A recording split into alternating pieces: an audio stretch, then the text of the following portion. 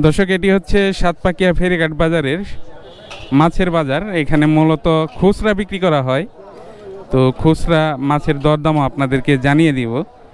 এই যে দেখতে পাচ্ছেন, এই ভাই বিভিন্ন ধরনের মাছ নিয়ে বসেছেন আজকে।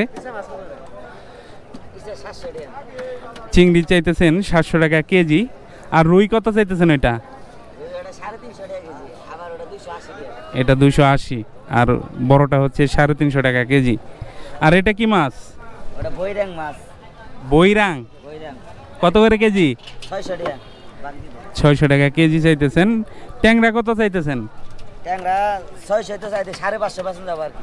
550 বিক্রি করা যাবে। আর এই সাদা চিংড়িটা কত করে বিক্রি করতেছেন? 800 টাকা। শিং কত করে চাইতেছেন? সিং 350। শিং চাইতেছেন 350 টাকা কেজি।